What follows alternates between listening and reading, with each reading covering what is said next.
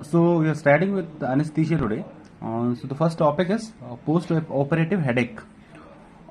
So ये जानने के लिए हमको क्या करना पड़ेगा, हमको पहले एनाटॉमी जानना पड़ेगा. See the first comes skull, then dura mater, then arachnoid matter, then pia mater. ठीक है ना. एंड इसके बीच में आता है आर्कनोइड स्पेस. तो ये स्कल क्या होता है ना, ये स्कल कंटिन्यू होता है एंड जो स्पाइनल कॉर्ड होता है, ठीक है, ये स्कल का कंटिन्यूएशन है.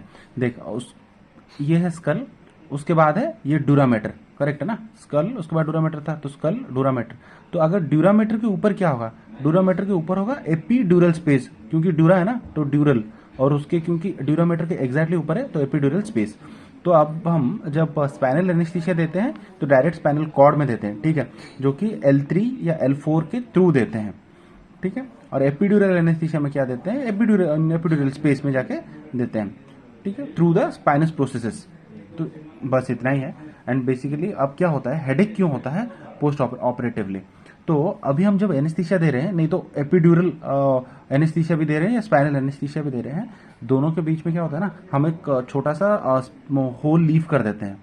ठीक है ना. तो हमको पता भी नहीं चलता. एंड धीरे धीरे क्या होता है ना, ये जो CSF है इनसाइड, CSF है इनसाइड ना, वो लीक करना स्टार्ट हो जाता है. एक्चुअली जो CSF होता है वो ब्रेन और स्पाइनल कॉर्ड दोनों में होता है. ठीक है.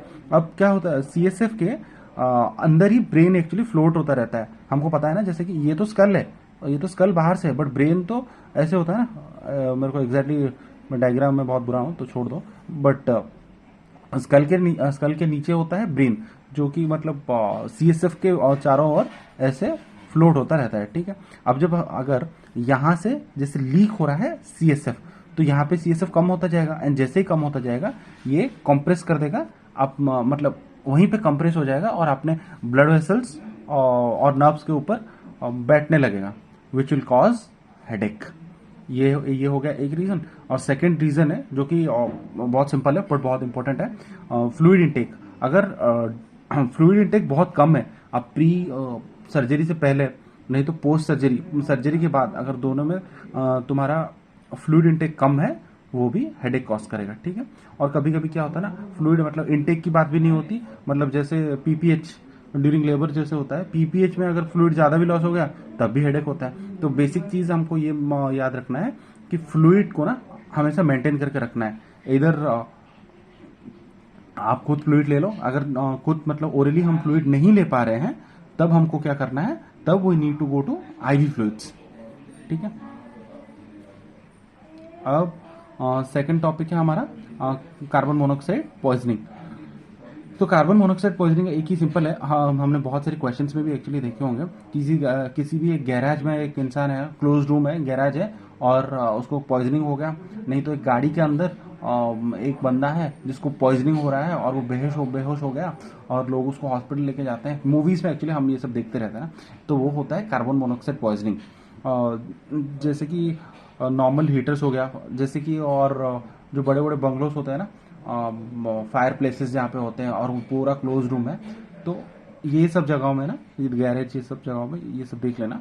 तो ये सब जो बेसिकली क्लोज जगहों में अगर मतलब कुछ गैस टाइप का कुछ फॉर्म हो रहा है, उसकी वजह से होता है कार्बन मोनोऑक्साइड पॉइजनिंग. ठीक है. और अभी हमको इसके बारे में क्या क्या जानना है, जैसे ऑक्सीजन है ना, वो हीमोग्लोबिन से बाइंड करता है, बट जैसे ही बॉडी में कार्बन मोनोऑक्साइड आ गया ना, तो हीमोग्लोबिन क्या करेगा, ऑक्सीजन को छोड़ देगा और कार्बन मोनोऑक्साइड से बाइंड करना स्टार्ट कर देगा, क्योंकि हीमोग्लोबिन को कार्बन मोनोऑक्साइड से ज़्यादा प्यार है, ऐसे हम सोच सकते हैं. ठीक है. तो सिंपल वर्ड्स में carbon monoxide has more affinity for haemoglobin than oxygen. ठीक है. बस यहाँ तक कितना हो गया, जस्ट ए सेकेंड. अब सिम्टम्स के बारे में सोचते हैं. सिम्टम्स कुछ नहीं है, बेसिक चीज़ है कि हमको ये सोचना है कि ब्रेन का सब सिम्टम्स है, उसके बाद एक सिम्टम है बॉडी का पूरा. ठीक है. तो ब्रेन का सिम्टम्स क्या क्या हो सकते हैं, ऑल्टर्ड मेंटल स्टेटस, मतलब पागल टाइप का हो रहा है. पहले तो हेडेक ले लो, उसके बाद कन्फ्यूजन, उसके बाद ऑल्टर्ड मेंटल स्टेटस, उसके बाद अनकॉन्शियस. ये सीक्वेंस होना चाहिए 1 2 3 4. ये हो गया पूरा ब्रेन का, ये इतना हो गया.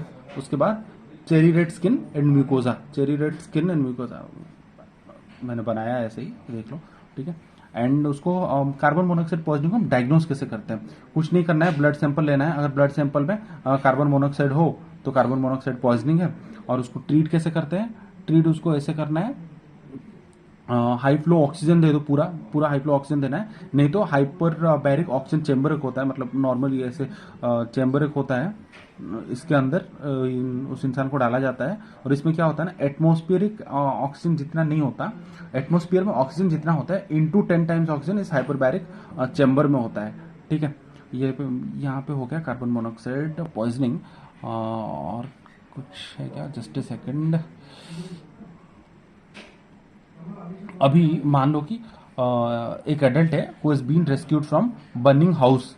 ठीक है, हाउस बर्न हो रहा था, टीवी में दिखाता है ना, हाउस बर्न हो रहा है, एंड उसको वहां से रेस्क्यू किया गया, और उसके ब्लड में जब टेस्ट किया गया कार्बोक्सी हीमोग्लोबिन है।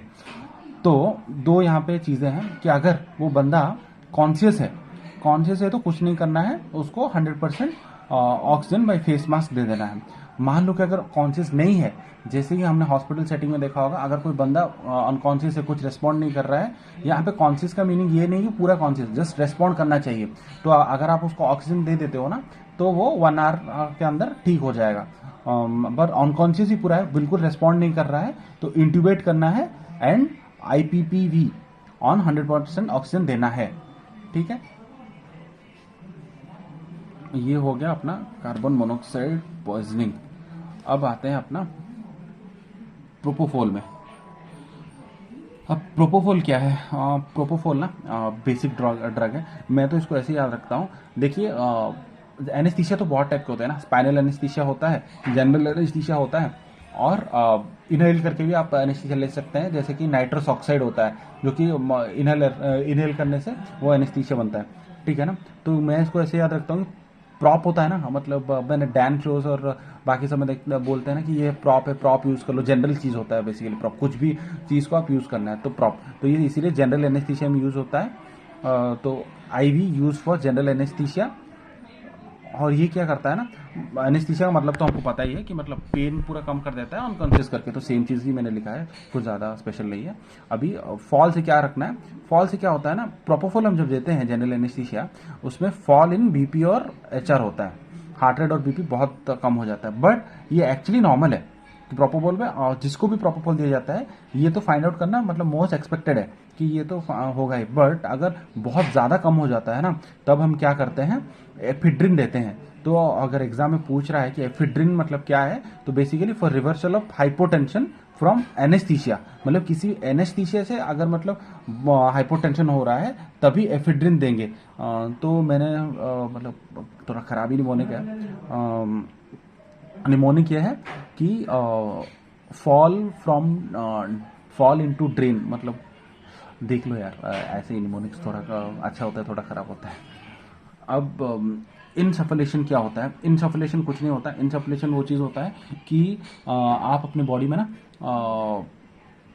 कुछ भी जैसे ड्रग्स और कोकेन लेते हैं ना, जैसे एक पेपर जो क्रेडिट कार्ड ये सबसे करते हैं, एक ऐसे ऐसे लाइंस बनाते हैं और नोज में लेते हैं, ठीक है ना, वो इनहेल करते हैं, तो वो जैसे कि वो अंदर जाता है, तो किसी भी चीज़ को ऐसे बॉडी के अंदर लेना उसको बोलते हैं इनसफलेशन। ज़्यादा कुछ बड़ा चीज़ नहीं है, मैं एग्जाम्पल एक अच्छा वाला दिखा दूंगा, जस्ट ए सेकेंड।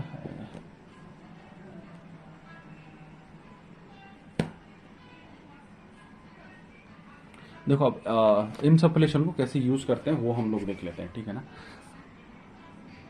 दिख रहा है ना ये,